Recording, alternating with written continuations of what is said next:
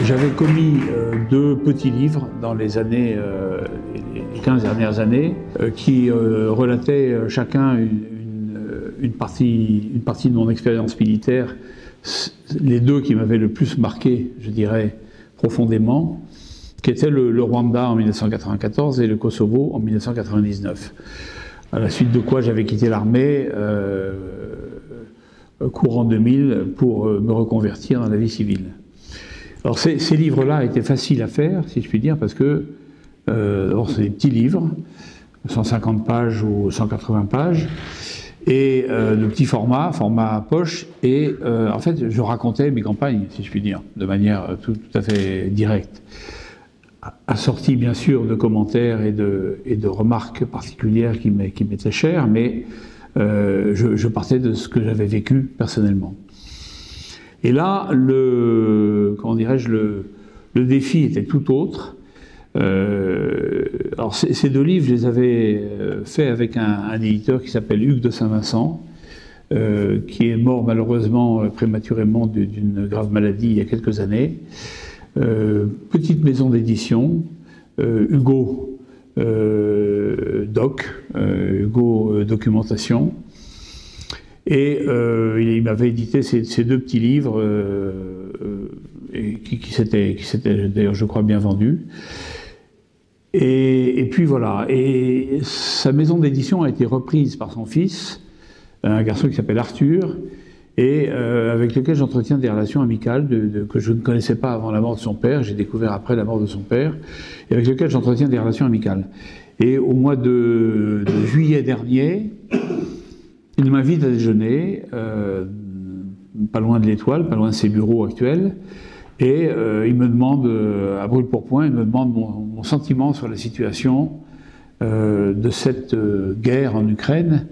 On est en juillet 2023, ça fait donc 1 an et demi que la guerre est maintenant pratiquement lancée sur le territoire de l'Ukraine, et il me demande ce que j'en pense. Alors je lui livre mon sentiment, que vous connaissez tous, parce que je pense qu'il n'y a pas de secret, puis il est largement partagé probablement dans cette assistance, mais je lui livre mon sentiment. Et il me dit, mais c'est extrêmement intéressant ce que vous dites, c'est pas du tout conforme à ce qu'on entend depuis 1 an et demi sur les plateaux de télévision, dans les radios, et en particulier de la part d'un certain nombre de vos pairs. Alors je pense évidemment à un certain généraux ou officiers supérieurs qui s'expriment à ce moment-là depuis 1 an et demi pour annoncer d'un air docte la victoire inéluctable de l'Ukraine, de l'OTAN et la défaite de la Russie, faisant suite d'ailleurs à des propos politiques. Vous vous rappelez de M. Le Maire annonçant la destruction de l'économie russe dans l'année qui suivrait, etc., etc. Alors je lui donne mon sentiment, mais de manière tout à fait amicale et détendue, autour d'un déjeuner. Et à la fin du déjeuner, il me dit, écoutez, c'est extrêmement intéressant, parce que, alors en même temps, il a été frappé par ce que je lui ai dit de la volonté initiale des dirigeants russes, quels qu'ils soient d'ailleurs, parce qu'on peut prendre la totale de Gorbatchev à Poutine en passant par Yeltsin, à partir du moment où la chute du mur de Berlin est consommée en 89 et l'effondrement de l'URSS en 91, je lui dis, vous savez, l'Ouest a délibérément repoussé la main tendue de la Russie. Alors il me regarde sidéré, il me dit, non mais c'est pas possible, mais on n'a jamais entendu ça, etc. Vous êtes sûr de ce que vous dites, c'est énorme. Je dis, mais bien sûr, c'est parfaitement documenté, c'est sourcé, il suffit simplement d'aller chercher des informations. Il me dit, il faut faire un livre, il faut faire un livre. Alors là, je me suis lancé dans une aventure, et puis ça c'était au mois de juillet, et puis il me dit, je vous envoie une proposition, il faut qu'on fasse ce livre. Il s'associe à moi, qu'on fasse ce livre. L'été passe, pas de proposition, mais je me dis, il a oublié, il est passé à autre chose, et puis voilà, il n'y a pas de problème. Et puis, début septembre, je reçois la proposition, il me dit, alors on y va, hein, mais on y va, le timing est serré, parce que il me faut votre plan détaillé le 22 septembre, Comme vous êtes un bon militaire, je pense que vous allez faire 3 parties à votre livre. Bon, la première partie, il me la faut le 22 octobre, la deuxième partie le 22 novembre et la troisième partie le 22 décembre. Et là, je me dis, c'est quand même un énorme boulot hein, auquel je m'attelle parce que je me dis au fond, quelles sont mes convictions sur ce conflit, sur les causes réelles de ce conflit dont on ne parle pas, qu'on masque, qu'on maintient dans l'ombre évidemment. Quelles sont mes convictions?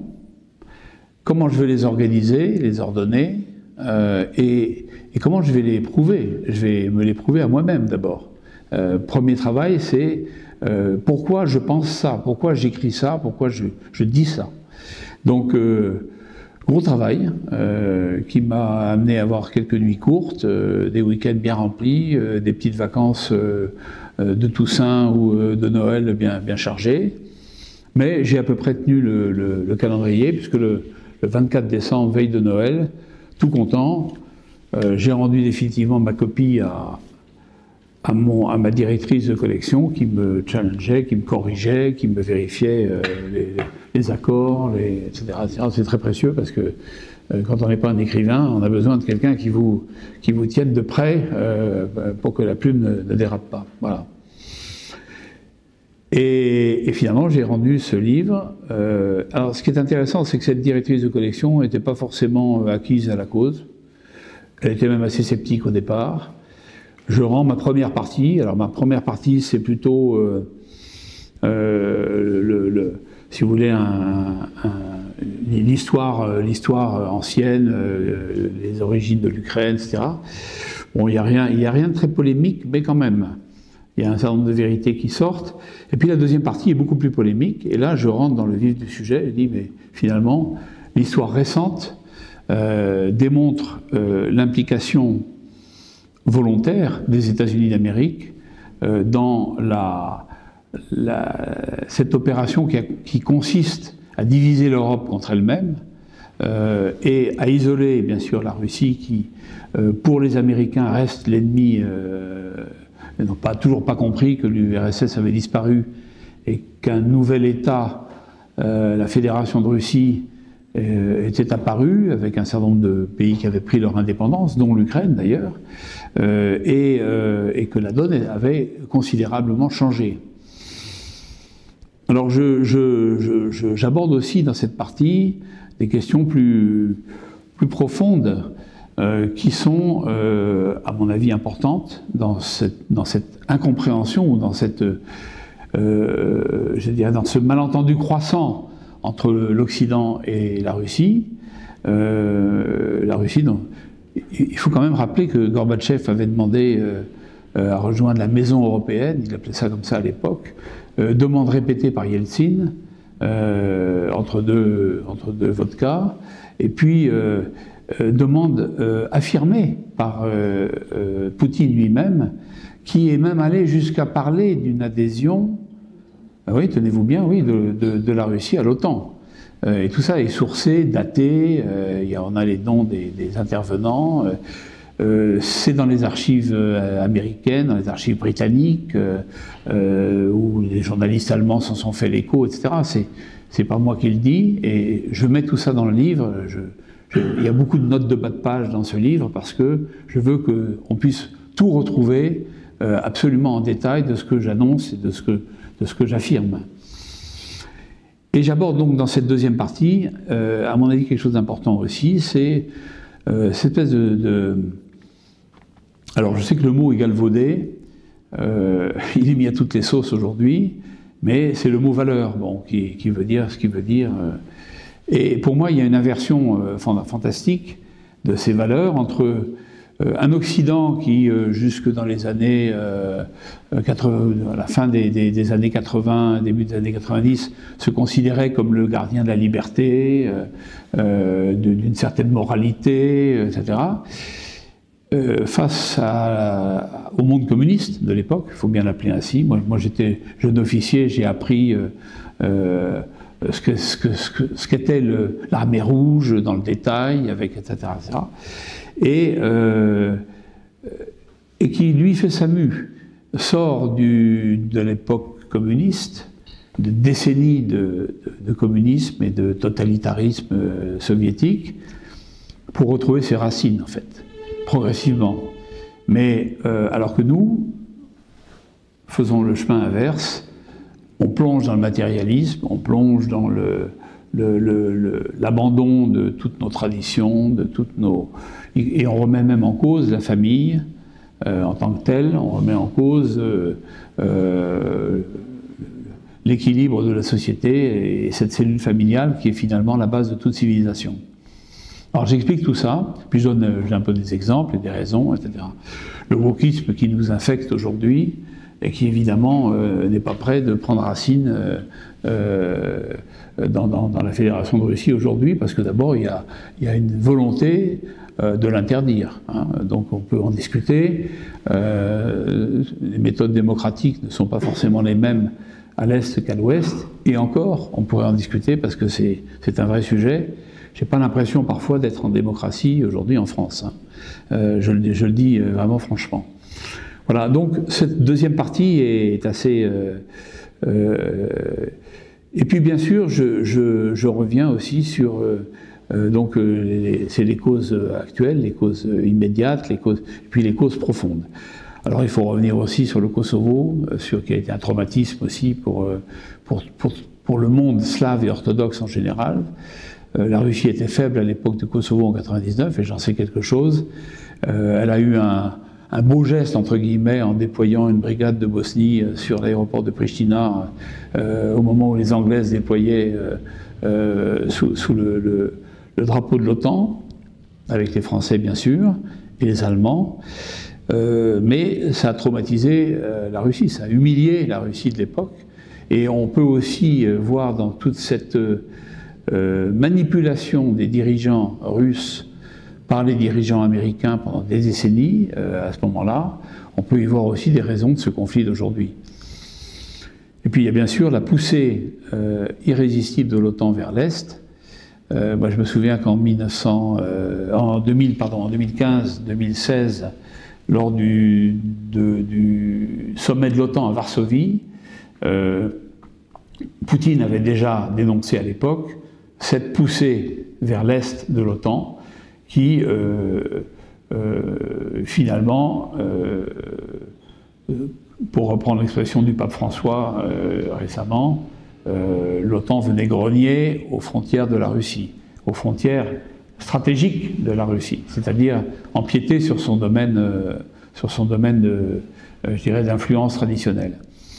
Alors l'Ukraine dans tout ça, eh bien, c'est le cas concret, c'est l'étape au-dessus du Kosovo, mais on y retrouve les mêmes ingrédients, les mêmes méthodes, les mêmes acteurs, la désinformation en particulier, qui a battu son plein. J'en parle aussi largement dans le livre, avec quelques exemples. Pour parler de Boutcha, par exemple, qui est un exemple très intéressant parce que Boutcha, la France a envoyé une délégation d'experts de la gendarmerie nationale spécialisés dans ce genre de situation. Or, ils y sont allés, ils ont fait leur boulot, comme savent le faire les gendarmes français, à fond et en détail. Évidemment, aucune publication n'a été faite de ce rapport, qui est probablement dans un coffre aujourd'hui, avec marqué secret défense dessus. J'imagine, je n'ai pas de preuve de ce que je dis, mais je pense que c'est probablement la destination de ce rapport, où on pourrait lire des choses tout à fait contraires à ce qui a été raconté à l'époque. Alors voilà un peu le travail de ce livre qui m'a demandé encore une fois beaucoup de recherches. Je me suis intéressé aussi aux aspects économiques, pas suffisamment, m'ont dit un ou deux critiques, mais c'est pas mon métier d'origine. Mais j'ai voulu parler par exemple de ces fameuses terres arables. Aujourd'hui, 60% des terres arables ukrainiennes, dans le système validé par M. Poroshenko ou M. Zelensky aujourd'hui avec la bénédiction des Américains.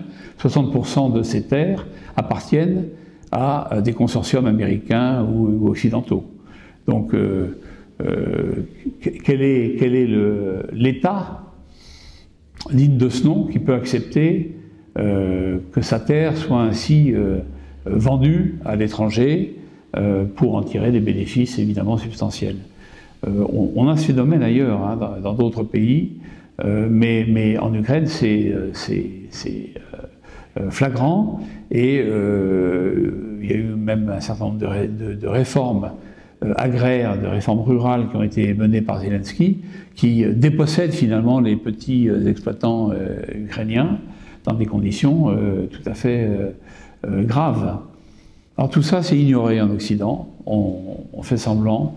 La personnalité elle-même de Zelensky, qui est très, très intéressante, il y a eu un article de Guy Mettan, le journaliste et politique suisse qui s'est intéressé à Zelensky, sur lequel on pourrait écrire un livre. Hein.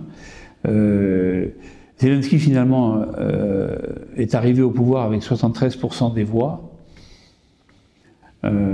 sur la base d'un programme en 3 parties: réconcilier l'Ukraine, bon, à mon avis, l'échec est patent, développer l'Ukraine, je pense qu'il va laisser un pays diminuer à tout point de vue, on peut en discuter, parce que c'est une des questions que va devenir l'Ukraine de demain. Et puis, le troisième aspect m'échappe à l'instant, mais sur ces différents objectifs, il a échoué totalement.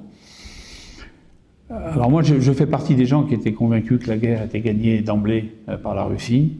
À une époque où tout le monde disait le contraire, on n'était pas très nombreux à dire que la Russie avait d'ores et déjà gagné cette guerre. Et alors là, d'un point de vue très simple pour moi, elle l'avait gagnée parce que profondeur stratégique immense face à une petite Ukraine, même plus ou moins adossée à une Union européenne disparate, dont on voit qu'elle est loin d'être réalisée. Dans la réalité, quand on voit l'affaire des avions Rafale, aujourd'hui, on voit que l'Europe est loin d'être faite, hein, et en particulier l'Europe de la défense, qui à mon avis est un mythe et un leurre. Mais premier élément à prendre en compte, cette profondeur stratégique de la Russie, une dizaine de fuseaux horaires, une profondeur extrême, une industrie traditionnellement dédiée et qui a repris de manière manifeste. En 2 ans pratiquement, la production d'obus a été multipliée par 50 en Russie. En 2 ans, la production de véhicules blindés et d'infanterie a été multipliée par 7. Et on peut multiplier les exemples. Je ne parle pas des drones, je ne parle pas des missiles hypersoniques, etc.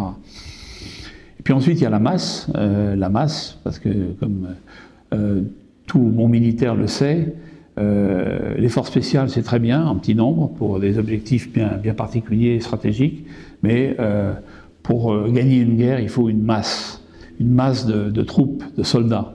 Et la Russie, on pourra en reparler aussi d'ailleurs, parce que la Russie s'est lancée dans cette aventure avec un rapport de 1 à 3, ce qui traduit d'ailleurs, à mon avis, la véracité des propos du président Poutine quand il parlait d'opérations spéciales et non pas de guerre, car il engageait un Russe pour 3 Ukrainiens, et maintenant il a changé le rapport de force, parce que on est passé à la phase de la guerre, et il l'a parfaitement compris et intégré, son état-major avec lui, et donc maintenant il y a une guerre qu'il faut gagner.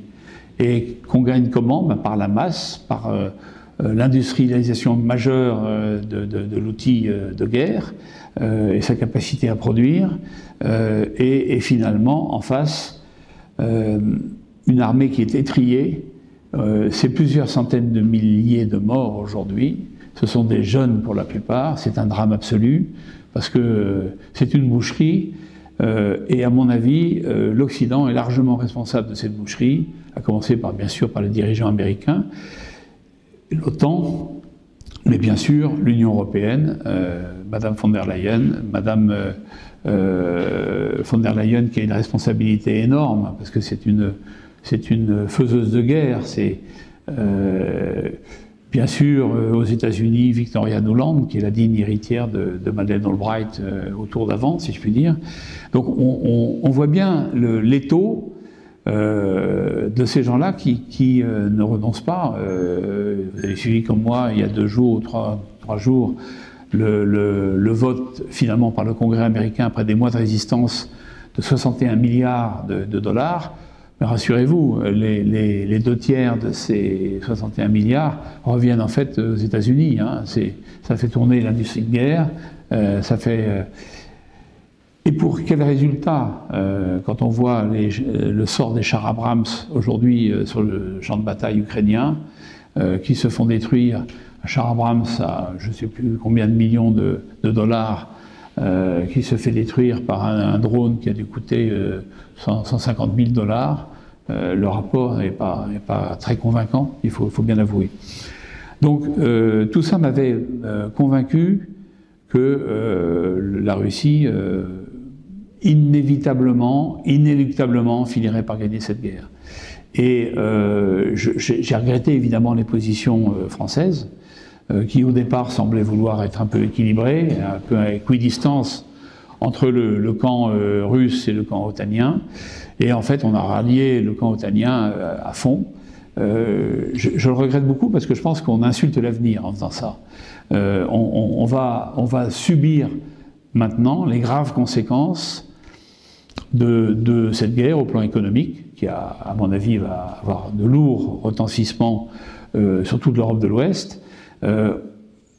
Évidemment aussi va laisser des traces très fortes de division. On a poussé en clair les Russes dans les bras des Chinois, on a fait ressusciter les BRICS, on en a fait une puissance quasiment militaire, appuyée sur la Russie, la Chine et l'Iran aujourd'hui. Voilà, alors tout ça ce sont des données objectives, il n'y a pas d'interprétation possible, et c'est vraiment, à mon avis, très regrettable parce qu'on pouvait l'éviter. Et pour souligner donc cette responsabilité occidentale, il faut rappeler, ça je le rappelle aussi dans le livre, que en mars 2022, les accords d'Istanbul étaient sur le point d'aboutir. C'est pas moi qui le dis, mais le patron de la délégation ukrainienne, David Aragamia, qui l'a encore redit il y a peut-être 1 mois ou 2, en disant je suis rentré à Kiev, nous étions prêts à signer les accords qui en fait étaient l'application des accords de Minsk II, hein, donc concernant essentiellement le Donbass et bien sûr la Crimée.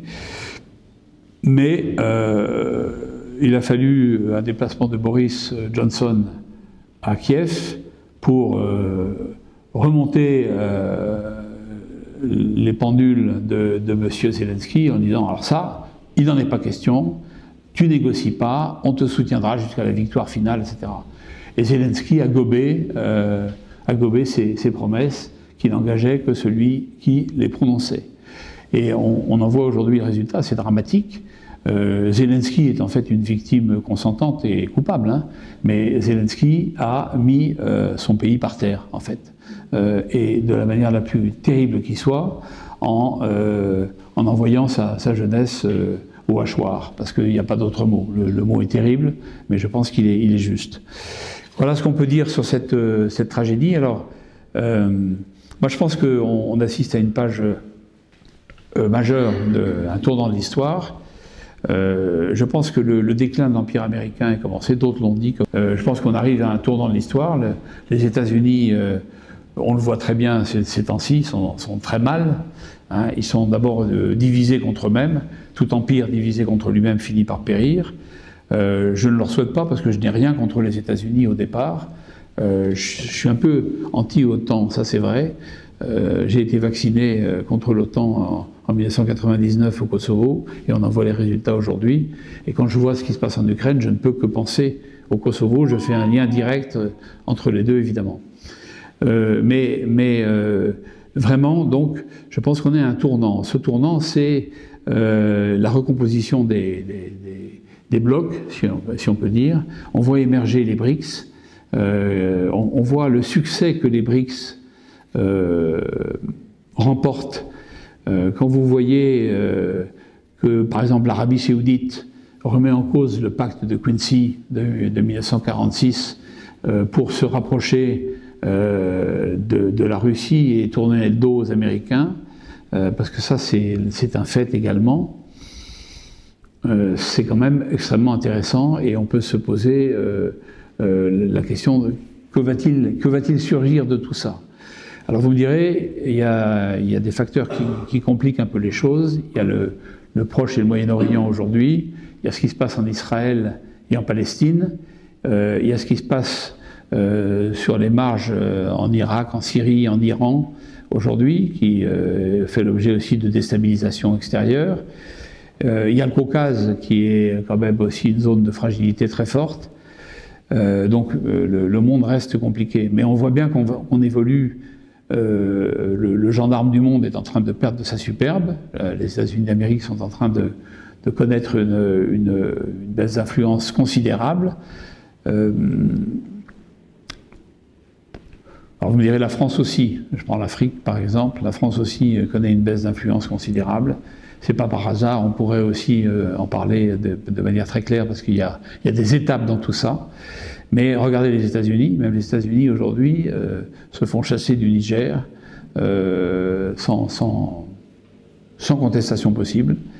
Et je pense qu'on en assiste dans le monde. Moi, je voyage quand même pas mal à l'extérieur. Je vois une espèce de phobie anti-américaine qui se développe petit à petit. Donc ce dont ils se réjouissaient hier ou avant-hier pour la France est en train je pense, de les atteindre également, eux aussi.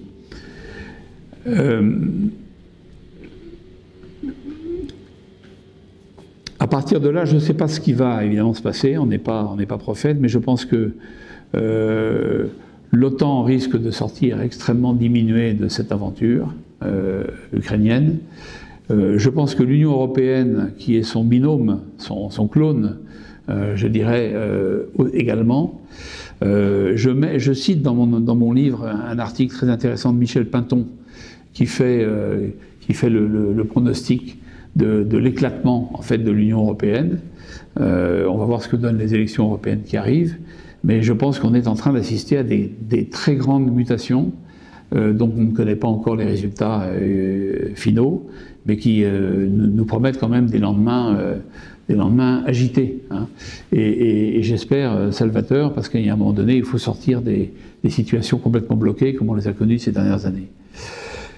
Voilà ce que je peux vous dire sur ce livre. Je termine en fait en citant quelqu'un pour qui j'ai de l'admiration et qui est très critiqué à l'Ouest et souvent remis en cause, qui est Viktor Orban, Premier ministre de Hongrie, et qui met en garde les Européens, et son pays fait partie de l'Union européenne, et qui met en garde les Européens sur cette politique belliciste, irresponsable à mon avis, et grave, et très dangereuse pour nos pays, nos jeunesses, les générations qui viennent, et qui les met en garde en disant un jour, il s'adresse aux dirigeants européens, un jour, vos populations vont venir vous demander des comptes sur tout ça. Donc, et je pense qu'il a tout à fait raison. Il a cette expérience qui lui permet de dire aujourd'hui, voilà, on est devant une situation extrêmement grave. Au lieu de privilégier la diplomatie et de privilégier la paix et les négociations, on pousse à la guerre. Alors on pousse à la guerre, donc il y a un moment donné où la guerre peut arriver, elle peut éclater. On a vu dans l'histoire malheureusement des et en particulier des guerres mondiales. Il y en a eu 2, mais il pourrait y en avoir une 3e qui éclate pour des motifs presque futiles, hein, je dirais. Donc on est dans cette confrontation très tendue actuellement. Je ne suis pas rassuré par les discours de nos politiques, je vous le dis, ni même de nos chefs militaires, hein, je dois l'avouer aussi. Moi j'espère que le bon sens va finir par l'emporter.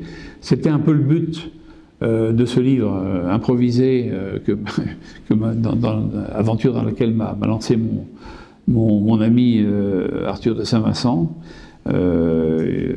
il y a maintenant quelques mois, et j'espère que cette voie, il y a quand même beaucoup d'éléments qui sortent actuellement dans l'actualité pour inciter les gens à la réflexion, à la prise de conscience et à l'intelligence de situation qui devrait prévaloir face à ces menaces, car il y a des menaces. Voilà ce que je peux vous dire pour vous présenter cet ouvrage de manière un peu libre. Je suis évidemment prêt à répondre à vos questions. La partie qui est la plus difficile, c'est maintenant d'essayer d'imaginer les scénarios qui vont se produire. Moi, je pense que on va inévitablement, d'ailleurs je crois avoir entendu ici ou là que des négociations étaient sur la table et que les Américains, malgré ces 61 milliards de dollars consentis, poussaient en même temps Zelensky à accepter le principe de négociation. Je pense qu'elles seront longues, mais les négociations, il y a toujours un vainqueur et un vaincu, hein. Et moi je sais qui est le vainqueur et je sais qui est le vaincu d'avance. Donc je pense que l'Ukraine de demain ne sera évidemment pas l'Ukraine soviétique ou post-soviétique, dans ses frontières, avec 2 populations extrêmement différentes. La population de l'Ouest, marquée par son histoire austro-hongroise ou lituanienne, catholique pour la plupart, et la population de l'Est, slave, orthodoxe, celle qui a donné finalement naissance à la Russie. La Russie est née à Kiev, on l'oublie aussi beaucoup. Et je pense que l'Ukraine de demain, si elle survit, parce qu'il y a des appétits autrichiens, il y a des appétits hongrois, il y a des appétits lituaniens, il y a des appétits divers, polonais bien sûr, sur cette terre ukrainienne, sur la Galicie en particulier, qui fait que je ne sais pas ce qu'il en ressortira demain, mais finalement on peut retenir de l'histoire que l'indépendance de l'Ukraine n'a jamais été que des épisodes extrêmement courts dans l'histoire, voilà. Donc, et quant à notre pauvre président ukrainien, moi je garde en mémoire le sort que réservent les États-Unis d'Amérique à leurs meilleurs alliés quand ils sentent que le vent tourne. Je serais vraiment inquiet pour mon avenir. Voilà ce que je peux vous dire. J'ai parlé une demi-heure, mais pour essayer de résumer un peu l'histoire de ce livre et ce que j'ai voulu mettre dedans. Je suis bien sûr à votre disposition s'il y a des questions, je tâcherai d'y répondre. Voilà, merci beaucoup.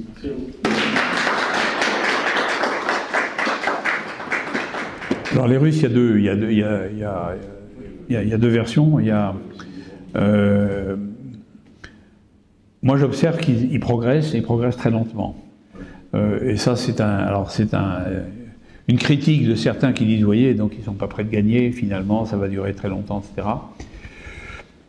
Moi je pense qu'ils sont dans une logique d'attrition de l'armée ukrainienne en phase 2, donc qui en ramasse plein la figure, si je puis dire vulgairement, et eux, ils sont dans une logique d'économie des moyens, économie moyens humains en particulier. Alors ça c'est une remarque générale, vous me direz, est-ce que ça apporte grand-chose au débat? Je ne sais pas, mais il y a une vraie question pour moi, c'est la question d'Odessa, et la question de la Transnistrie derrière, la Moldavie, Transnistrie, qui n'est pas réglée, qui reste en suspens. Je pense que il y a deux options, hein, où il y a une option militaire, et on est reparti pour un tour, Est-ce que l'OTAN risquera la vie de ses soldats pour la Moldavie, la Transnistrie ou Odessa, indépendamment des grands discours de façade et des communications, des journaux et des médias mainstream européens ou américains? Moi, j'en suis franchement pas sûr. Mais je pense que ce sera plutôt un enjeu de négociation, tout ça. Après, votre question, c'était jusqu'où ils iront. Est-ce qu'ils iront, oui. Moi, je pense qu'ils veulent faire tomber le régime. Et il est certain qu'à partir du moment où il y aura une négociation, Zelensky est fini, hein, et le régime est fini. Donc, il y aura forcément, je pense, comment dirais-je, coupure de l'Ukraine en deux. Je pense que ça n'échappe à personne, ça. Oui, bah, le Dniepr est une frontière naturelle, je dirais, mais toute la partie slave, orthodoxe, va aller inévitablement à la Russie, et la partie ouest, centre et ouest, ça c'est encore un autre problème. Ce sera un enjeu des négociations, mais les négociations, je pense que les Polonais vont peser très fort. Je pense que l'Ukraine a vécu la fin de son histoire post-soviétique, en fait. Ses frontières héritées de Staline, de Lénine et de Staline sont aujourd'hui complètement bousculées. Elles ne reviendront pas. Est-ce que vous pensez que les 60% de territoires qui sont passés dans les mains occidentaux, des financiers, vous croyez que Poutine va laisser ça comme ça? Ah non, mais alors les terres arabes, il y a déjà une partie qui retombe maintenant dans les mains des Russes, hein, c'est clair. Et en fait, je vais vous dire, les vrais enjeux maintenant demain, c'est le futur État ukrainien, ce qu'il en restera. Pas grand-chose à mon sens. Sera-t-il dans l'OTAN et dans l'UE, ou dans l'UE et dans l'OTAN? C'est un casus belli pour les Russes. Donc, il faudra en faire un État neutre, un État tampon, ce qu'il aurait dû rester. Et c'est bien le malheur dans lequel ont plongé ce pays, les Américains, l'OTAN et l'Europe. Parce que on a vraiment encouragé, pour des objectifs d'abord matériels et économiques et financiers et stratégiques aussi, parce qu'il s'agissait de canaliser la Russie, de faire tomber la Russie, de fractionner la puissance russe renaissante. Tout ça, ça remonte dès le départ. C'est Zbigniew Brzezinski qui l'explique dans Le Grand Échiquier. Et tout ça, c'est voulu dès 89, 90, 91. Mais ce qui inquiète beaucoup l'Ouest, c'est à partir du moment où la Russie revient sur la scène, en particulier en 2015 en Syrie, où finalement c'est la Russie qui sauve le régime de Bachar el-Assad avec l'Iran, déjà, et qui sauve en passant les minorités chrétiennes de Syrie, on l'oublie. C'est grâce aux Russes que les chrétiens de Syrie n'ont pas été éradiqués en 2015. Voilà, donc tout ça fait que la volonté américaine, elle est obtue, opiniâtre, irrationnelle, paranoïaque, je dirais, vis-à-vis de la Russie. Voilà. Ces gens-là n'ont pas compris que, pourtant, les appels, encore une fois, de Gorbatchev, de Yeltsin, de Poutine étaient clairs. Ils ne demandaient qu'une chose, c'était rejoindre la maison européenne. On a laissé passer une occasion fabuleuse de réaliser ce vieux rêve gaullien de l'Europe fédérale, des nations souveraines, parce que, mais de l'Atlantique à l'Oural. Bon, et on ne l'a pas laissé échapper de notre fête, on l'a laissé échapper parce que les Américains nous ont conduits à le faire, et que nous avons suivi comme des moutons, discipliner le mouvement. Donc, enfin, c'est mon avis, mais on peut en discuter, bien sûr, mais je pense que le problème vient de là. Donc, alors, pour la Moldavie, moi j'y suis allé il y a quelques années, c'était Igor Dodon, le président de Moldave, qui était pro-russe, et la Moldavie, il y a 50-50. Donc aujourd'hui, je ne suis pas sûr que le déploiement otanien en Moldavie soit bien vu de la population. Hein.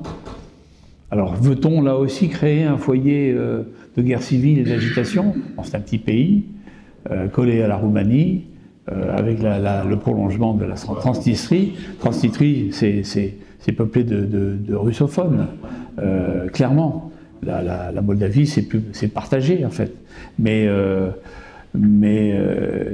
voilà comment on peut déclencher des guerres mondiales. C'est avec un petit épiphénomène en marge du gros phénomène qu'on croit tous avoir réglé. Vous voyez ce que je veux dire?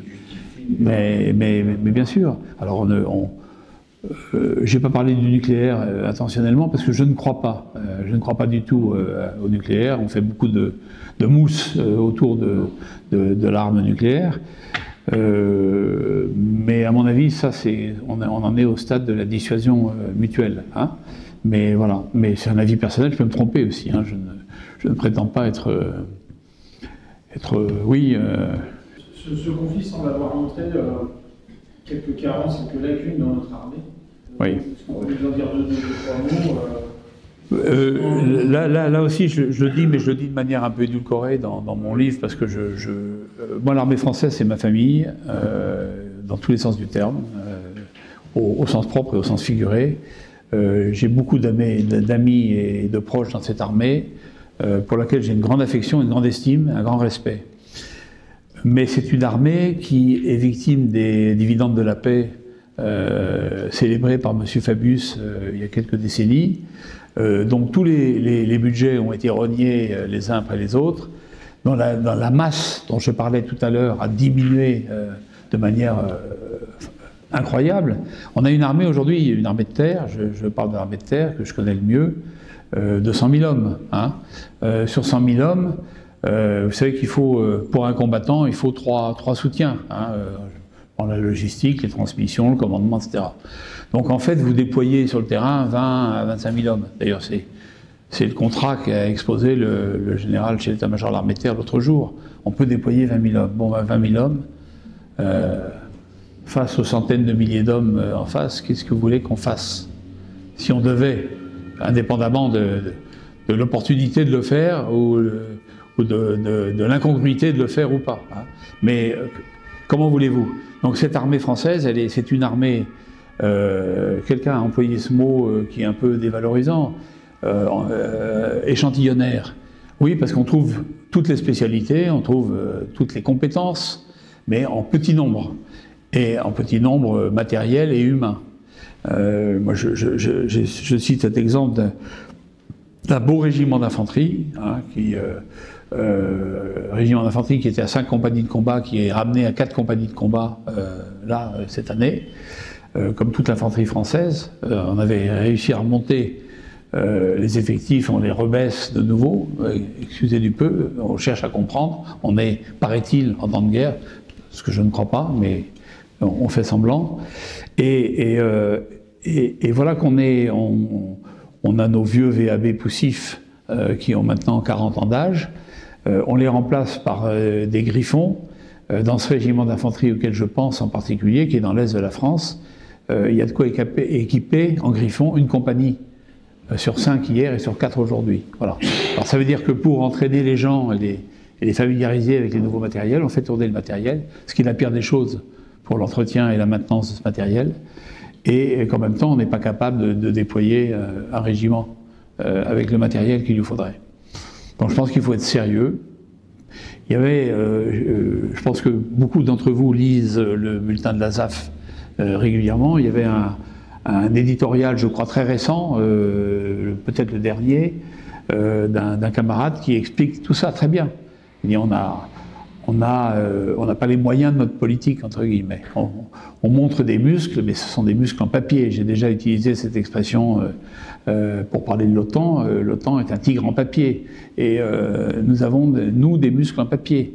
Ça ne veut pas dire que nous n'avons pas des gens formidables et capables d'aller jusqu'au sacrifice suprême si on leur demandait. Mais ça veut dire qu'on les a systématiquement, depuis 40 ans, privés des moyens humains, matériels et pour avoir une armée digne de ce nom.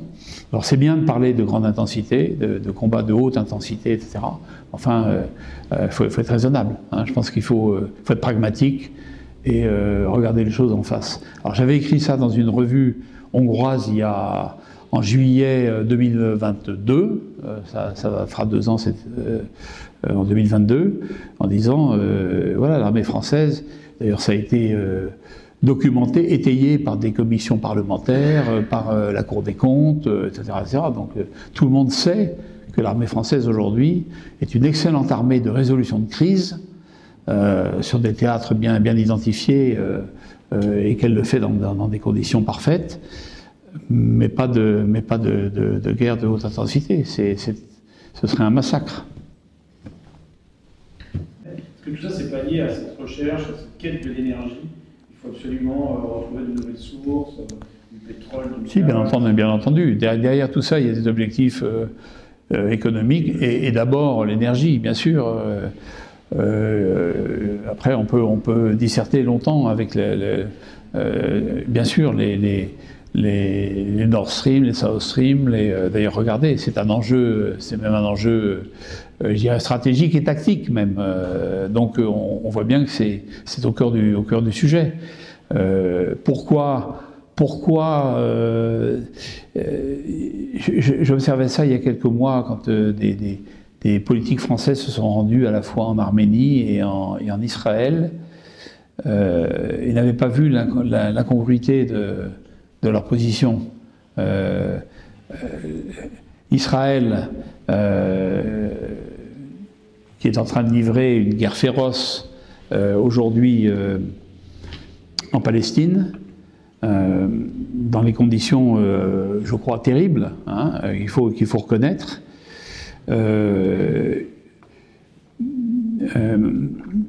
Israël est le pays qui a permis à l'Azerbaïdjan de faire l'épuration ethnique du Haut-Karabakh. Bon. Qui le sait? Qui en parle? Tout le monde. Enfin, il y a des gens avertis qui le savent, mais qui en parle? Qui ose en parler? Bon. Et en même temps, quel est le meilleur allié aujourd'hui et ami de l'Arménie au plan militaire, hein, j'entends déjà, eh bien c'est l'Iran. Et qui en parle et qui le sait, ça? Alors je pense qu'il faut d'abord faire le ménage un peu de nos connaissances élémentaires en géopolitique appliquée, moderne, pour essayer de comprendre ces grands mouvements qui sont en train de se produire sous nos yeux, pour se déterminer après et avoir une politique internationale, enfin étrangère, cohérente. Il n'y a rien de tout ça, hein, aujourd'hui. Il n'y a rien de tout ça. Moi, je suis allé en Arménie en septembre dernier, au moment du Haut-Karabakh. J'ai vu je peux témoigner de la francophilie des Arméniens de la rue, comme des dirigeants arméniens, dont on peut parler par ailleurs, hein. Mais je peux en témoigner. Et que fait-on pour eux? Pas grand-chose, hein.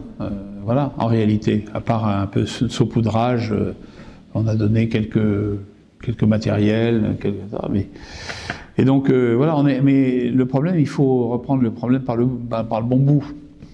On a diabolisé certains États, on veut plus parler à la Russie, on veut plus parler à l'Iran, on veut plus à peine parler à la Chine. Bon, ça c'est... je suis désolé, la diplomatie... Alors j'ai dit ça sur TV5 Monde le soir où sortait mon livre, et ça m'a valu un certain succès. J'ai dit, mais laissez un soldat vous dire que la diplomatie, ça vaut mieux que la guerre, hein. C'est les gens qui ne connaissent pas la guerre qui veulent la guerre. Mais ceux qui la connaissent, ils préfèrent la diplomatie, hein.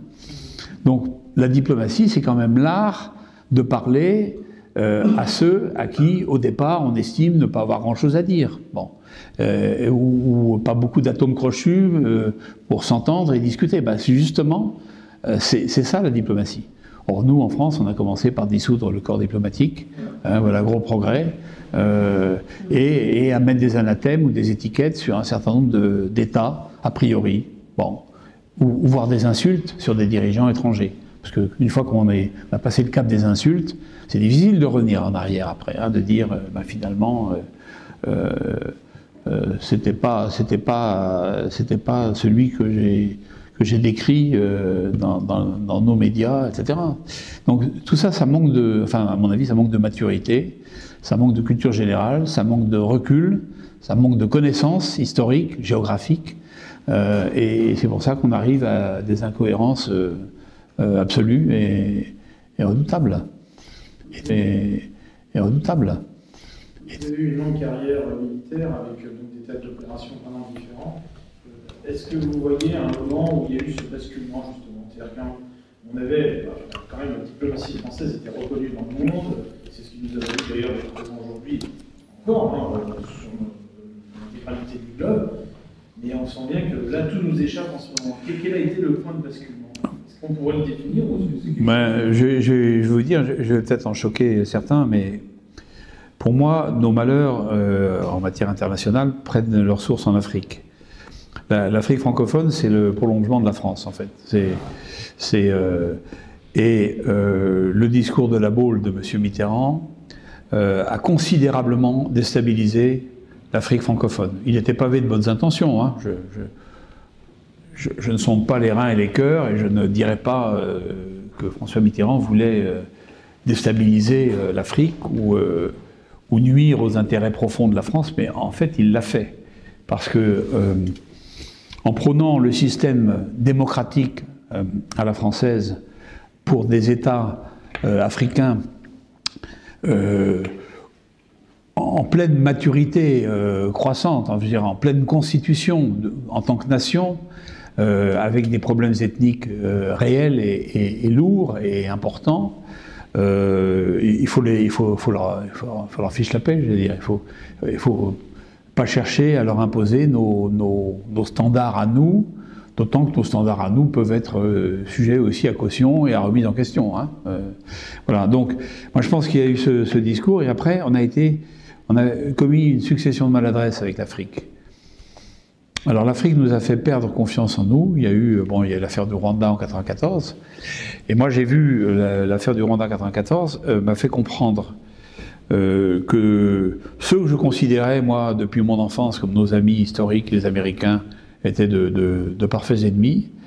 Ça, je l'ai compris au Rwanda, en 1994. C'est ce que j'écris dans mon petit livre sur l'opération turquoise. Et nos ennuis sont arrivés en cascade. Alors après, il y a eu l'épisode des Balkans, où on a rallié un camp qui n'était pas le nôtre, pour prendre, à mon avis, un camp opposé à nos amitiés, nos fidélités et nos intérêts. Et on a petit à petit, voilà. Alors, De Gaulle avait fait une politique arabe assez claire. On a remis un peu tout ça en cause, etc., etc. Puis finalement, tout s'est délité, tout s'est délabré. Mais il y a regardez les derniers chefs d'État de la Ve République.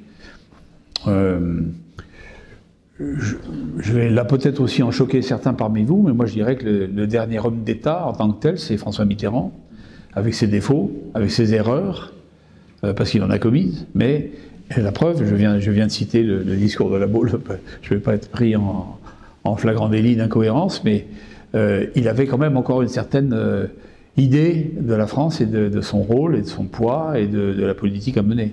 Après, c'est fini. Après, on est dans l'à peu près. Vous voyez, sur l'Afrique, quand Jacques Chirac a supprimé le ministère de la Coopération, les Africains ont pris ça de manière très douloureuse. Et quand ensuite on a rebaptisé le ministère des Affaires étrangères, ministère de l'Europe et des Affaires étrangères, les Africains se sont dit, alors nous, on compte pour du beurre dans tout ça.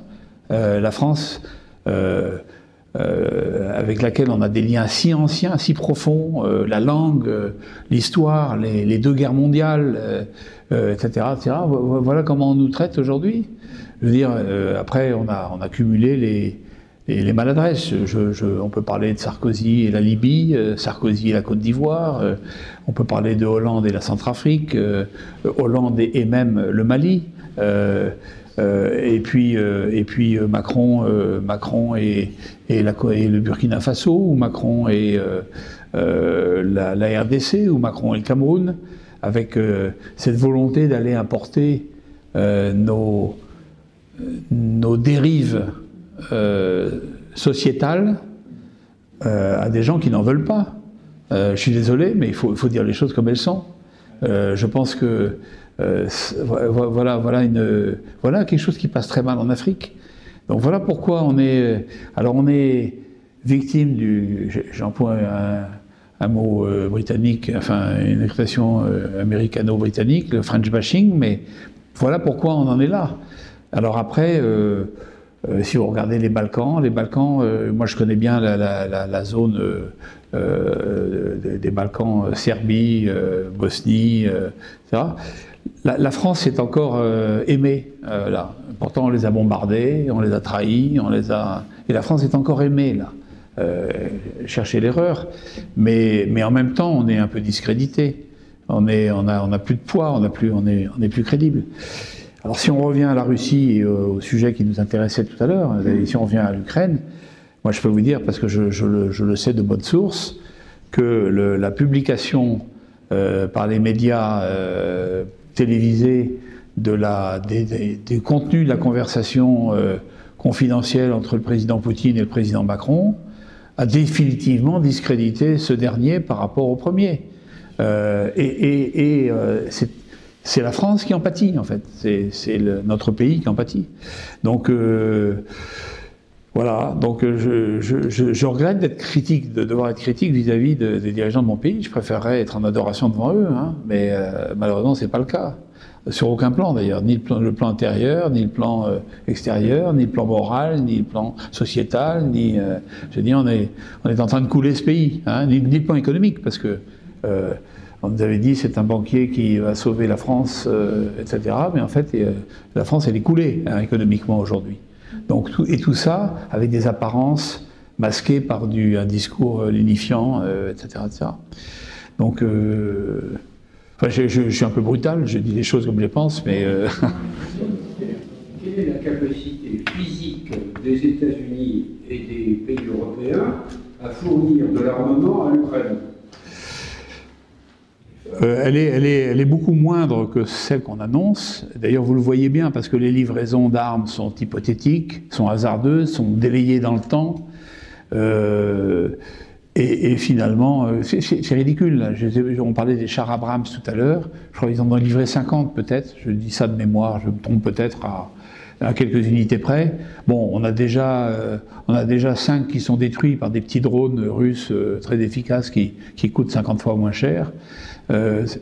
Voilà, et ce matériel est disparate, il est complexe d'utilisation la plupart du temps, donc les gens ne sont pas formés, il est très compliqué à maintenir au plan technique, il faut une maintenance logistique forte derrière qui n'est pas déployée, etc., etc.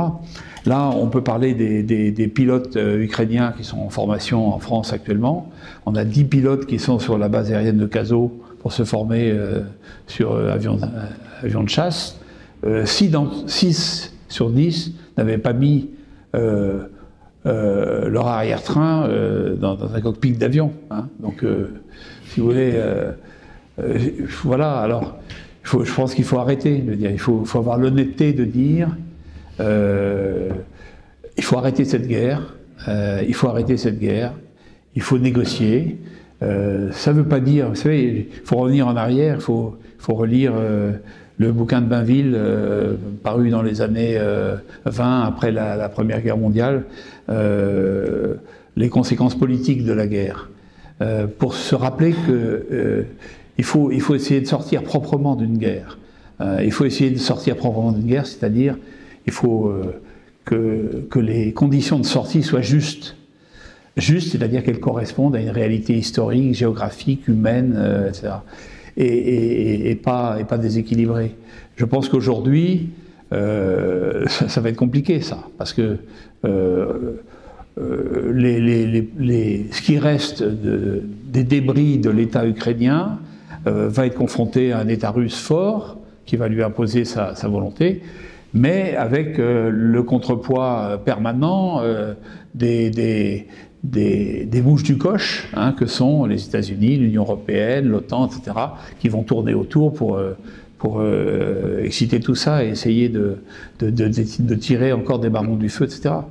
Mais moi, je pense que c'est, si vous voulez, on fait durer une catastrophe avec des déclarations irresponsables, une communication folle et des livraisons poussives d'armes, de munitions, de trucs qui ne correspondent pas forcément au modèle en service, enfin, etc. C'est pathétique, je pense.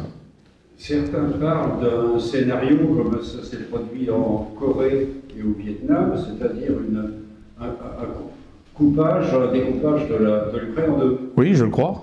C'est ce que je disais tout à l'heure. C'est l'avis d'ailleurs de gens qui ne sont pas forcément dans mes opinions et qui ont les leurs. Je pense par exemple au général Wirth, qui est un général d'armée français, 5 étoiles, qui a écrit là-dessus, etc., et qui le dit lui-même. La partition de l'Ukraine est inévitable aujourd'hui. D'autres l'ont dit, hein, d'autres que moi l'ont dit de manière...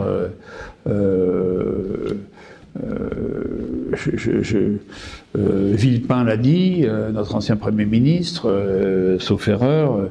Je veux dire, tout le monde est convaincu que l'Ukraine de demain, l'Ukraine qui va naître de cette tragédie, n'aura plus rien à voir avec l'Ukraine soviétique et post-soviétique. Les frontières sont bousculées, et c'est peut-être mieux ainsi, parce que moi je ne crois pas. Vous savez, il y a un an et demi, tout le monde parlait de la nation ukrainienne regroupée autour de Zelensky, etc. Je pense que c'est un mensonge. C'est un mensonge absolu. C'est une utopie, ce besoin de voir une réalité dont on rêve, mais qui n'est qu'un leurre, en fait. Et donc, on est dans un montage absolu. Donc, c'est ça qui est terrible, en fait. Vous voyez, l'entêtement, l'aveuglement de nos élites, entre guillemets, sur l'issue de cette guerre, qui est là. Hein, et qui ne m'étonne pas. Moi, j'en ai parlé avec des gens différents, qui ont d'ailleurs des avis parfois différents, etc., mais comme le général Pinatel, par exemple. Mais on fait partie de cette poignée de gens auxquels il était évident d'emblée que la Russie ne perdrait pas cette guerre. Voilà. Est-ce que vous avez des informations sur l'engagement de l'armée française? Alors, je crois que là-dessus, il y a beaucoup de fake news, comme on dit aujourd'hui. J'ai vu qu'il y avait des la Légion étrangère. Oui, la Légion. Oui, la Légion étrangère à Odessa. Je peux vous dire, c'est faux. Alors, ce qui est vrai, c'est que vous avez des relèves du groupement tactique interarmes qui a été mis, GTIA, qui a été mis en place en Roumanie, et des relèves du GTIA qui a été mis, je ne sais plus quel pays balte, c'est en Lituanie, je crois. Oui, en Lituanie ou en Estonie, enfin bon. Et alors il y a des relèves tous les 4 mois. C'est un principe que l'armée française connaît bien. Donc c'est vrai qu'actuellement en Roumanie, c'est le 2e régiment étranger d'infanterie qui a pris la relève normale des chasseurs alpins qui étaient avant lui, ou je dis n'importe quoi, hein. C'est peut-être pas les chasseurs alpins, mais enfin des unités qui affectées au tour normal de relève, voilà. Alors après, on raconte ce qu'on veut. Et alors, il faut reconnaître aussi que la propagande des deux côtés, dans cette affaire, joue un rôle majeur, y compris la propagande russe. La propagande russe a très envie de dire mais les Français sont en train de se déployer en territoire ukrainien, ils veulent la guerre, etc. etc. Bon, je pense que c'est aussi pour mettre un peu le pouvoir français devant ses contradictions. Mais non, je pense que, honnêtement, je pense que qu'il y ait en Ukraine des forces spéciales en petit nombre, instructeurs, conseillers techniques sur tel type de matériel ou autre, ça c'est certain. Mais pas d'unité constituée. Voilà ce que je veux dire. Paraît-il, le général Georges Audin qui serait décédé là-bas. Oui, alors après... Mais qu'est-ce que vous voulez? Après, on va me dire que je suis complotiste, mais moi je ne suis pas complotiste. Je prétends ne pas l'être. je prétends avoir les pieds sur terre. Non, mais oui, on dit que le général Georges Lain n'est pas mort, qu'en fait, il serait là-bas. J'ai entendu dire que le général Georges Lain était décédé à la suite d'une chute en montagne. Oui, oui, oui, c'est ça. Et je crois que c'est exact, madame. Mais en France ou là-bas? Non, non. Non. En Russie avec le profane. Voilà. Non, mais c'est faux, mais bien sûr. Je veux dire, les fantasmes. Mais ça fait partie du jeu, c'est normal. C'est normal qu'on raconte des choses. C'est comme les maladies de Poutine, par exemple. Hein, il devrait être mort 10 fois, ou alors, non, c'est peut-être un sosie. Je crois que c'est une experte à laquelle j'ai été confronté une fois sur RFI, Galia Ackerman, qui dit que c'est un sosie, que le vrai Poutine est mort et que maintenant c'est un faux Poutine qui lui ressemble. Bon, si vous voulez, on peut. Bon, je pense que c'est un peu dérisoire. Hein, ça, c'est un peu l'aspect.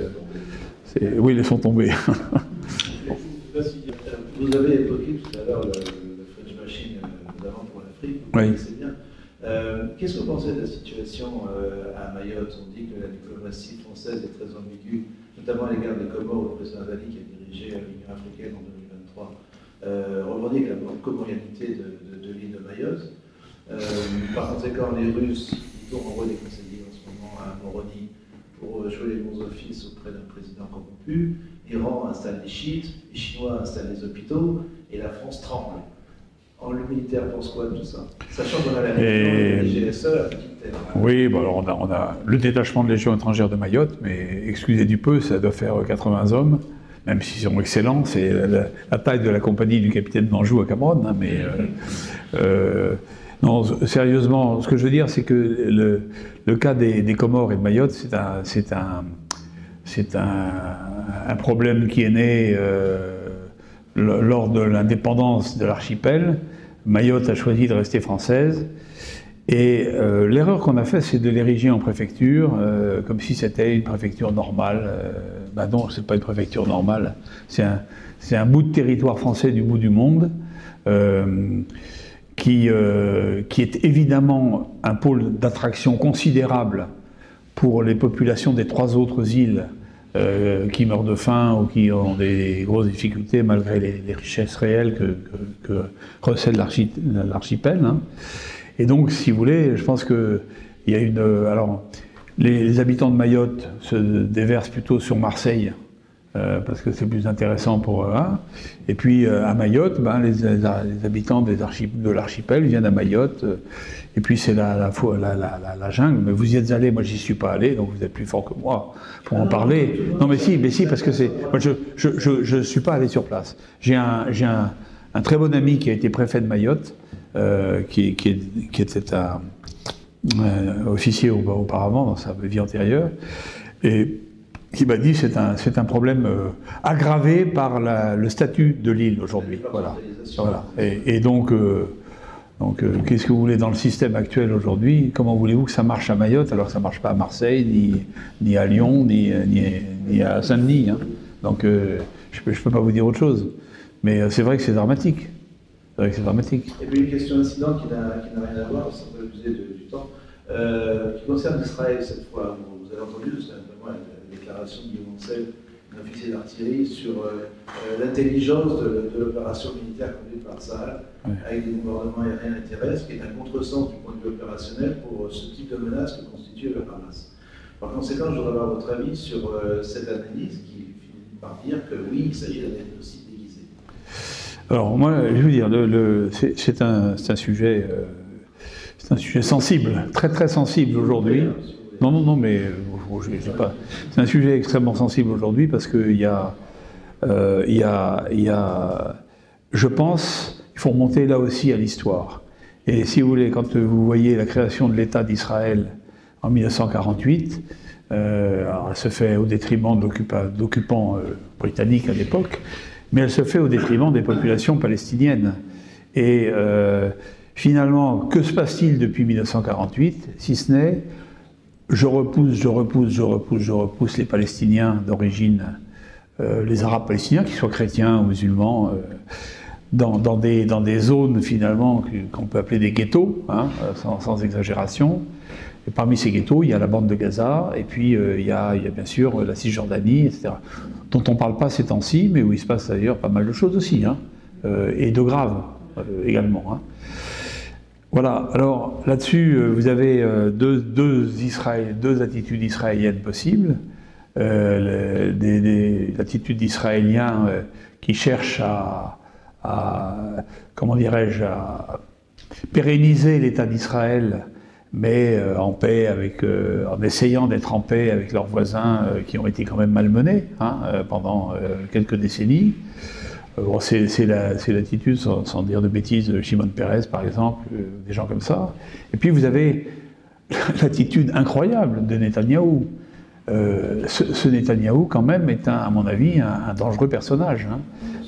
C'est de la graine de dictateur. Enfin, je suis désolé de dire ça, mais moi, là aussi, la vie est étrange.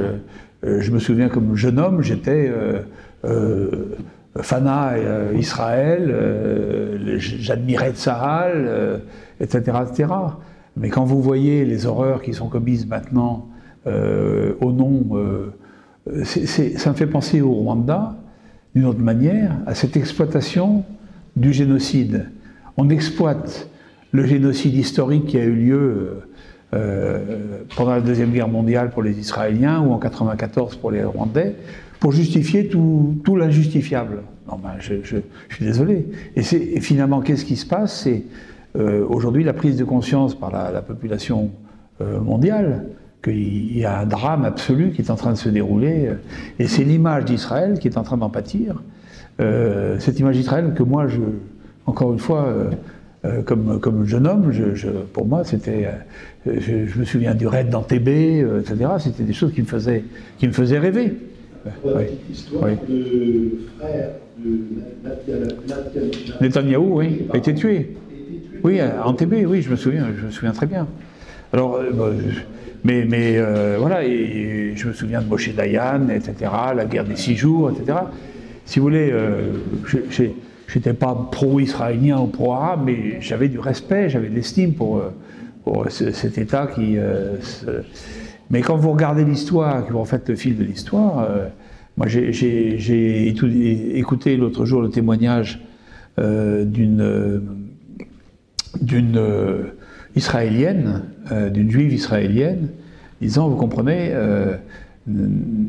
mes parents sont arrivés, on leur a donné une maison où il y avait encore toutes les affaires de la famille palestinienne expulsées, en bordure de plage. Eh bien, mes parents ont refusé cette maison, en disant, on ne prend pas la maison de quelqu'un dont c'est la maison et qui vit là depuis toujours. Bon. Donc je pense que, encore une fois, tous ces drames, parce que ce sont des drames absolus, ils ont des raisons bien identifiables, hein, bien historiques, hein, et bien géographiques aussi. Donc ce que je déplore, moi, c'est qu'on oublie tout ça, et on se situe dans l'instant présent, dans l'émotion. Je ne dis pas que j'excuse ce qui s'est passé le 7 octobre, encore qu'il faudrait vraiment savoir la totalité de ce qui s'est passé le 7 octobre, c'est un vrai sujet. Il y a des avis complètement contradictoires, y compris dans les journaux israéliens comme Haaretz ou autres. Hein.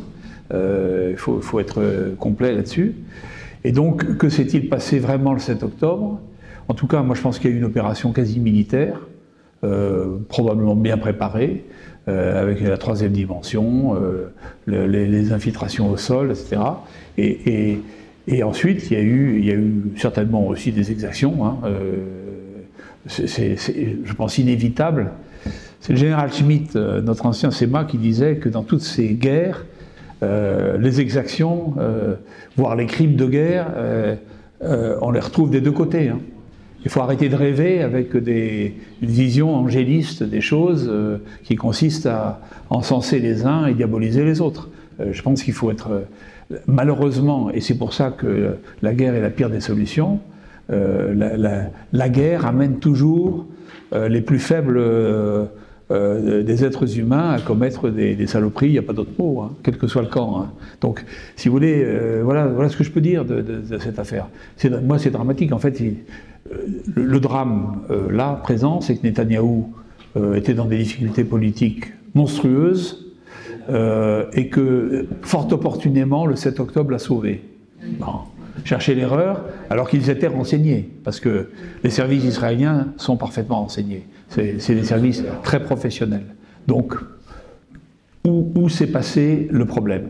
Où s'est passé le problème? Voilà.